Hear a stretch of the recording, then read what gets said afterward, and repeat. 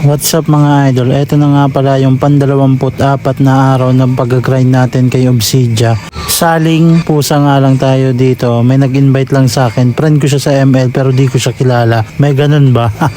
At dito nga katapat natin sa lane ay si Leslie. Umalis na nga muna tayo dyan kasi medyo, alam nyo naman yung kalakasan ng Leslie, pag early to mid game, syempre di tayo magpapahuli dyan, kailangan natin mag-rotate para makapagpa-item tayo ng mabilis at para matapatan natin kaagad siya. Dito nga lumabas na yung first turtle of the game at magkakabakbakan nga dito. Buti na lang talaga at wala pang ulti dito yung Atlas kaya di niya tayo mabubuhat. Kaya napabak na nga lang siya dyan at nabigyan nga dito namin yung Tamos at pabalik na nga tayo dito sa may ibaba. Nandito na naman yung Atlas. Sinusuportahan niya nga dito ng maayos yung Leslie. Inultihan na nga natin siya dyan at nakapag-ulti nga din siya papalapit sa amin. Buti na lang talaga dumating din dito yung Hayabusa namin para matulungan kami ng Cupra kaya mabibigyan namin silang dalawa dyan at makakaalis nga tayo dito ng matiwasay na di tayo mapapatay. Kala ko nga papatayin pa tayo dito ng Gord kasi tinamaan tayo ng first kill niya. Buti na lang talaga di siya tumuloy. At dito nga nagkiklear muna tayo at nasabitan nga ng ulti natin dito yung Leslie. Pumpalagan talaga kami dito 1-on-1 kaso nga lang mali tayo dito ng diskarte. Buti pa pala ang ginawa ko doon, nag-play cap din tayo papaharap sa kanya para kung sakaling mamatay tayo ay pwede rin natin siyang mabigyan. Sayang lang di na natin naisip. Mas naisip lang natin na tumakas eh. Dito nga nag-aabang pala yung Leslie tapos dumating din dito yung Atlas kaya mabibigyan tayo nila. At nandito na nga din yung mga kakampi ko kaso di na nila ipipilit. Lumabas na nga dito yung first lord of the game. Syempre tutulong na tayo para mabilis na nga namin tong makuha.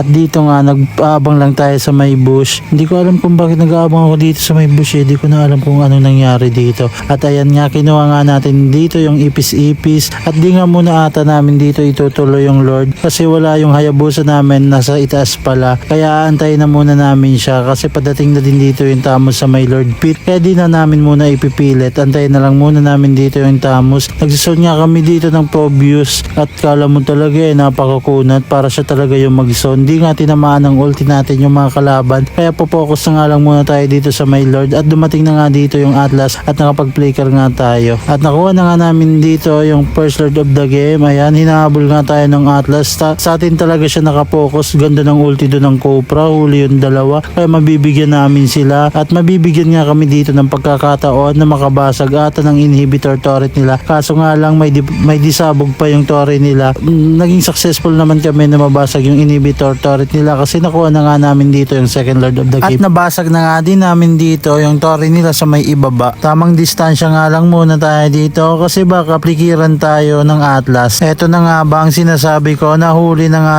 tayo dito ng Atlas. Muntikan pa nga tayo dito mabigyan ng Gord at tinabol pa nga tayo dito ng Atlas, papalag pa nga tayo kaso nga lang nakita ko na dalawa na nga yung nabigyan sa amin kaya nagback na nga lang muna ako kasi baka makambak pa kami. At dito nga nakuha na nga natin yung orange buff at di natin inaasahan na dun pala nakaabang yung Pakito. Ayos yun ha, ayos ng targeting niya, alam niya talaga kung sino yung uunahin. Dito nga magiging caster na nga lang tayo, pumasok na nga dito yung Atlas, nakapag-ulti na nga din dito yung Guard habang yung Phobius namin ay nagtatalon-talon at ayan nga mauubos ata dito yung mga kalaban kasi dalawa na nga yung nawala sa kanila at susunod na nga dito yung Atlas tapos yung Tamos at isa na nga lang ang natirang magdedepensa sa kanila at namatay na nga din dito yung Hayabusa namin kaso nga lang matatapos na ng mga kampi ko yung laro. Good games naman ang kampi at nakalaban ko dito. Hanggang dito lang yung video natin mga idol. Salamat sa panonood. See you next video. Kung nga pala si Mayng nagpapaalala sa inyo, manalo matalo, huwag kayo maging toxic sa kampi nyo. Ingat kayo palagi. God bless.